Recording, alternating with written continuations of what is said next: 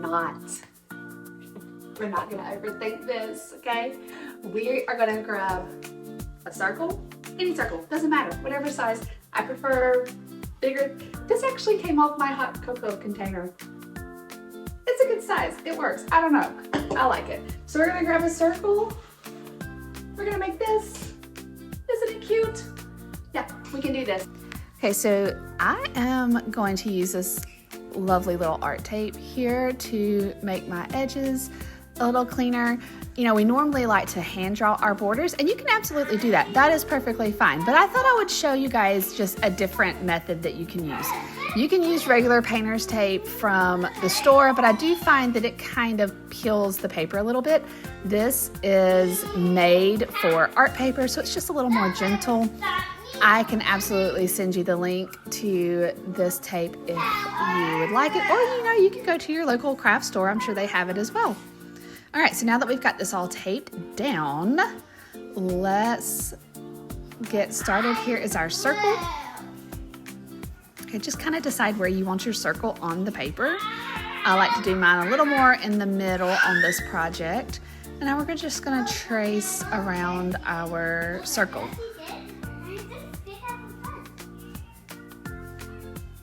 See how it lines up nice and all right, let's work on our base here.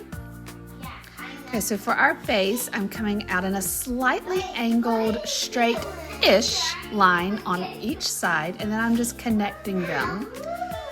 And then to give it a little bit of definition, I'm doing a right angle on each side with the idea of a rectangle. Draw really light on this because we're gonna be drawing over it with our chalk pastels, so if it's not exactly like you want it, that's okay. We'll tidy it up when we get to that with the pastels.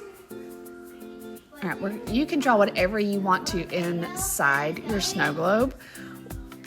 I think today I'm gonna do, let's see, last time we did 5 trees. Let's do 3 trees today. Just kind of balance it out. My brain likes odd numbers for some reason when it comes to this. All right, so our first tree is going to be kind of a teardrop shape. I'm gonna start on the side-ish. Okay, we're gonna come down in like a teardrop shape. Water drop, teardrop, however. And we're using the edge of our pastel almost like it is a pencil, and we're just gonna throw in a little bit of color. You'll notice I didn't color it hard, just filled it in. All right, now I'm taking a darker shade of blue, and this is gonna give my tree lines, my branches on the inside. One straight line vertical, and then a few coming out, and then I'm just gonna kind of outline it with that same color because it'll lend some nice shading. Okay, swap out for your blending tool and just work all of those together. I love this blending tool because it really cleans up the lines and helps the colors merge in such a beautiful way.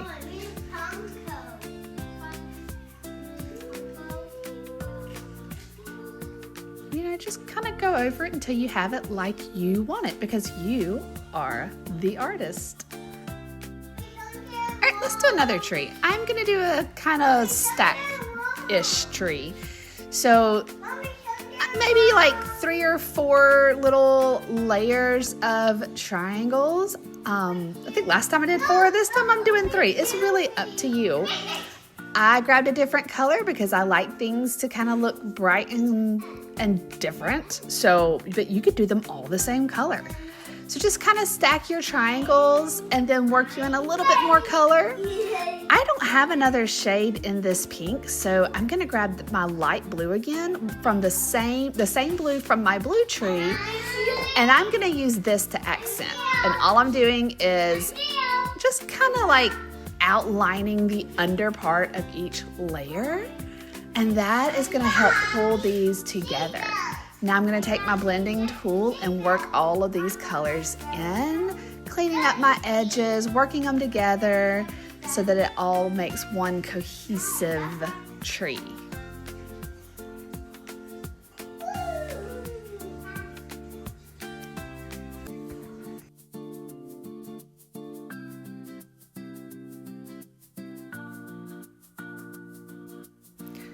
work that one till you have it like you like it, and then grab another color or the same color, totally up to you.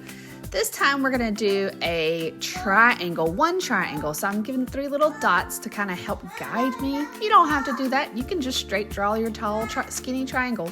Totally up to you. But same, just like we did with our other 2, we're just gonna add the idea of a little bit of color. I'm not coloring it completely solid. You can still see plenty of the paper through it. All right, and I do have a darker shade in my green, so I'm gonna do just like I did on the blue one and use this darker shade to just kind of add some tree effects. I'm outlining it, I'm throwing in a couple of streaks of the green, whoops. Now I'm gonna blend with the right side of my blending tool. When your blending tool needs sharpening, like mine, because I clearly can't tell the end from the beginning of it, you can just use a regular pencil sharpener. That's what I use. I keep one nearby just to kind of refresh that tip. Get everything blended together, and then I'm gonna grab that blue again. Yeah, there we go. Now this one, I'm kind of going down on one side and over, all the way down, down, over, like you're writing capital L over and over again on your tree, and that kind of helps just give it some layers and definition, and then clean it up, blend it in just like you want it, however you want it. You are the artist. Now, we could go back and draw some other trees in between like we did on the guide. If you want to do that, you can absolutely do that. I think I'm gonna stop with 3 today. All right, let's get the brown. Okay, so we're gonna take our brown and we're gonna come underneath in just one little straight line. You can make this as thin or as thick as you would like. I'm doing thin lines. I'm starting at the base of each tree and going down, and then I'm going up inside my trees just a smidge. Not much at all, just enough that you could sort of see it. Not on the green one. I think I'm gonna leave the green one like it is. Okay, now we're gonna use curved lines to make kind of our snowy bottom. And you really can't go wrong with this. Just kind of curve until you have your rolling hills look. Coming under each tree trunk with a smiley face, little smile there, so they're happy they're in the snow. And then that's gonna give, ooh, my blender has a lot of color on it, hang on. Now we're gonna take our blender to pull a little bit of that brown down so that we can actually see our snow. Now this is enough. You can just do the little bit with the blender and leave your snow as it is. This is absolutely enough, but I'm gonna show you one other thing that you can do if you want it to have a little bit more. Let's get a little bit in right here, pull it down, yeah.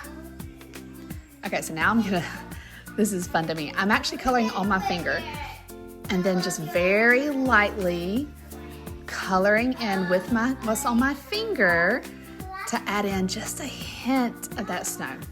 This is a really fun, kind of hazy look. So yeah, explore with this. Try it with the brown, try it with the blue. However you would like. And then I'm gonna work in a little bit more with my blender because I like how that adds some white here and there.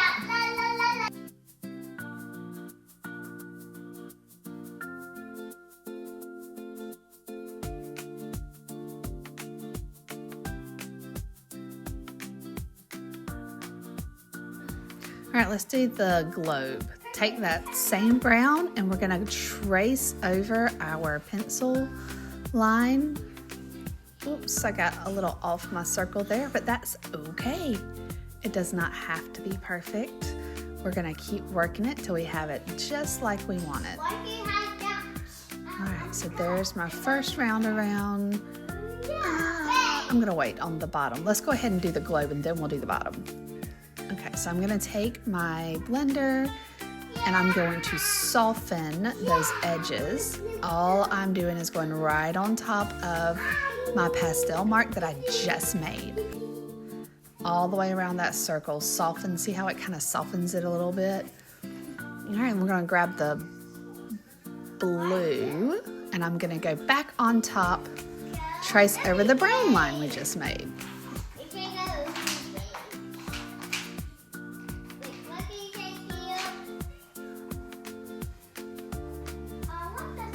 All right, got that all the way around. And I'm gonna use my finger this time, and I'm gonna smudge because this is gonna help give it that globy kind of 3D look. Just gonna smudge it all the way around. And you can kind of see I'm gonna, on my bottom right hand side, and then again on the top left hand side, I just kind of smudged, and now I'm doing bottom right and bottom left with my chalk, making just a little bit of lines, not a lot.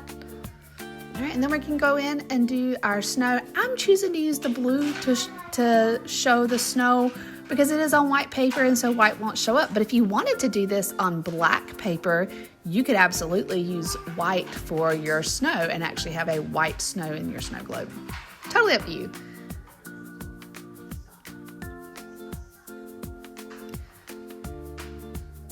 And if you want to go back and soften these lines so that they look a little less harsh, you can use your blending tool. It's a great way to do that. And that gives us our 3D effect of our globe. Just make sure you use those curve swoops on your lines. Follow the curve of your globe. Okay, let's do the base. I'm tracing over my pencil lines that we did just a few minutes ago. I'm just gonna go ahead and trace over all of them. Even if you're not quite happy with them, trace over them because this is where it gets fun. We're gonna do that blending technique again, putting a little bit of the color on our finger, and then we're gonna color in all around those lines. If you pick up some of the line color, that's totally fine too. Our goal is to have like depth and definition in this. So we're gonna go back over just to make our edges a little bolder. There we go. And a little bit thicker underneath for our base. All right, let's take that same color and give a little bit of shadow where the globe meets the base. We're just gonna make sure we follow the curve of our circle and make it a little bit thicker and darker because there would be a little bit of a shadow right there, maybe even on the edge. And we're just gonna darken that up a little bit. I grab a darker brown for this part, and let's kind of trace over our pencil lines again, adding to our shadow, giving it another layer of depth and definition. Now, can we be done here? Absolutely, absolutely. I like to go in and add a little bit more and just keep layering and blending until I have it just like I want it. I like to use my finger to blend, but if you don't like a messy hand, that's okay. You could always use a paper towel or tissue.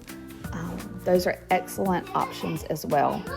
Now right here in my middle, I'm gonna use my blending tool pretty heavy because that's where there would be a little bit of reflection. And these lighter parts here, this is where I want the reflection from the light. So I'm going to use my blending tool to add some of that in. And at the base.